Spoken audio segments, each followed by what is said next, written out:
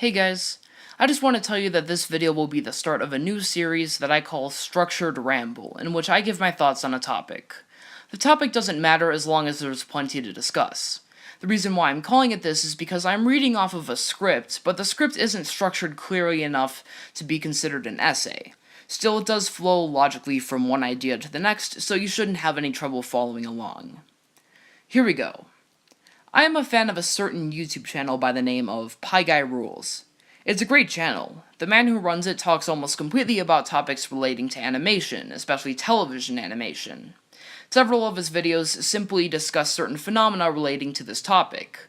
While he tends to be pretty specific in these videos, some of which I will have linked down in the description, many of them follow a common theme. This common theme manifests not only in animation, but in any entertainment medium with hardcore fans. Due to these videos and my own experiences with fandoms of various types, I've been inspired to make this video. I'm going to cut right to the chase. I want to talk about virtue signaling.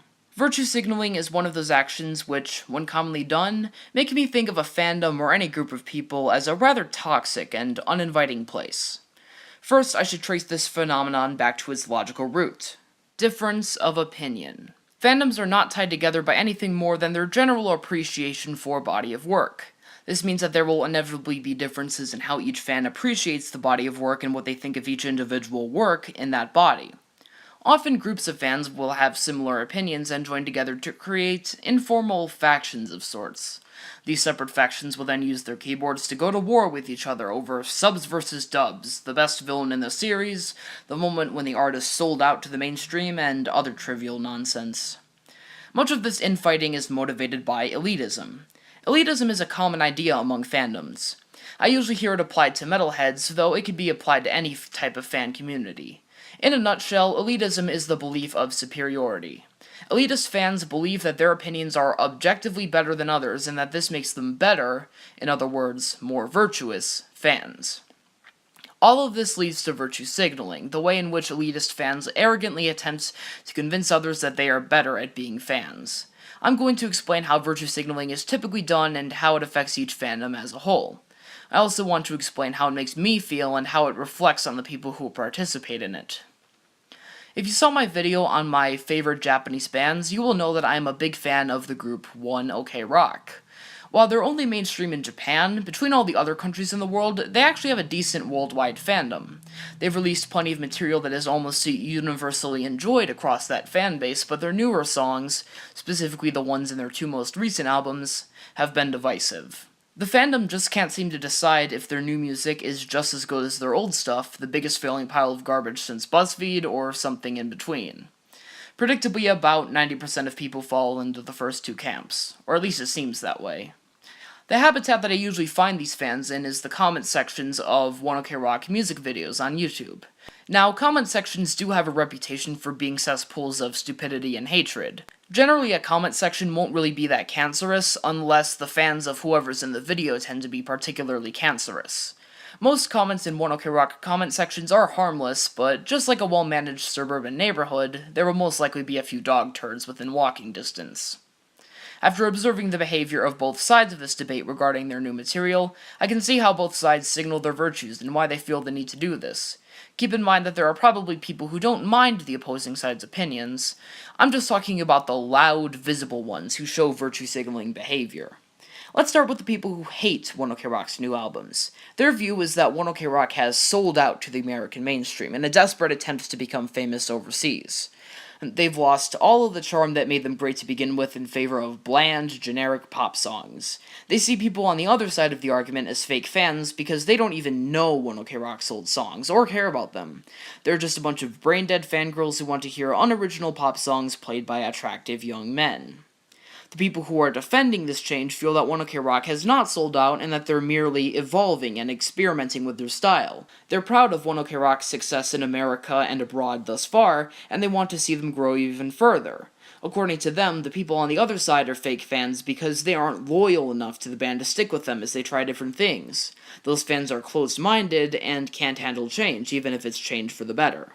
In both cases, these fans believe that their opinions make them superior to other fans. In the case of the former category of fans, they think they're the only true fans because they know what makes One OK Rock great. The latter category believe they are the only true fans because they are the ones that are loyal to the band. What these groups of fans don't realize is that they're both wrong. I'm not saying that their opinions on their music are wrong, because in the realm of entertainment, nothing is really objectively good or bad. There's just popular and unpopular opinions. However, these fans' attitudes regarding their opinions and the opinions of others are unhealthy and toxic. Both of them unfairly stereotype all the fans who don't agree with them as though they've actually met them, and they refuse to consider the other side's points. The defenders of the new One OK Rock also demonstrate how hypocritical some toxic fans can be. They claim to be against hate, yet that's all they show to people who criticize One OK Rock, even in a non-hateful way. If you want examples, just look at the comments on the lyric video for the song Take What You Want featuring 5 Seconds of Summer. Some people in the comment section had criticized each of the bands, but I found a lot more people who were whining about those people. You can find numerous examples of people telling others to stop fighting, and while it was sometimes done peacefully, many of those doing it seemed like they were just angrily shutting down criticism. One commenter even decided to post a rant telling all of the critics, and this is in the poster's own words mind you, to fuck off. The rest of this angry little rant was seasoned with hyperbolic use of exclamation points and sloppy grammar, making it even easier to visualize some butthurt fangirl angrily mashing the keys in order to defend an obsession that she will likely grow out of within a few years. The worst part was that this comment had tons of likes, and several people replied just to say things like, "Preach, sister." Now, don't get me wrong, many people in the One OK Rock fandom don't show such extreme behavior. It's likely that most fans are in a silent majority who don't get so involved in petty conflicts. Despite that, there are still too many people who really are taking their opinions too seriously, not just in this fandom, but in all sorts of fandoms. Because they make so much noise, they dominate the space they occupy and make the whole fan community seem like an unwelcoming environment. How many times have you heard someone say that they disliked something like Undertale just because the fandom was terrible? Just a minority of fans can turn away newcomers. Don't people want others to indulge in their passion? Well, I guess not, because otherwise we wouldn't have hipsters. One of the reasons why the issue of virtue signaling is so important to me is because of just how absurd it is. According to these people, what makes a true fan is being outraged at the things that other fans say. Polluting the fandom through pointless fighting and shutting down opinions that aren't the same as theirs is how they attempt to make the fandom a better place. Does this remind you of anyone?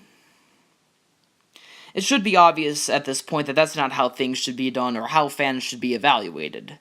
The only requirement for being a good fan in my eyes is respect for the creators and for fellow fans. Instead of trying to elevate one's own status by being a certain type of fan, the work that the fans are there to praise should be the main focus. Instead of shaming people who do or don't think that One OK Rock sucks now, fans should pay attention to the music, draw their own conclusions, and then peacefully debate them with fellow fans if they so choose. That's how every fandom should behave. That's how any people who disagree should behave. Unfortunately, there will always be stupid, arrogant, and quickly angered people in this world. Hopefully this video can at least be a cautionary tale in fan interactions. I hope that anyone who is susceptible to toxic fan behaviors can learn from this video and realize what they're doing wrong. If anything, I hope that I have helped raise awareness of what I believe is the main reason why fandoms have such a bad name. Have a nice day.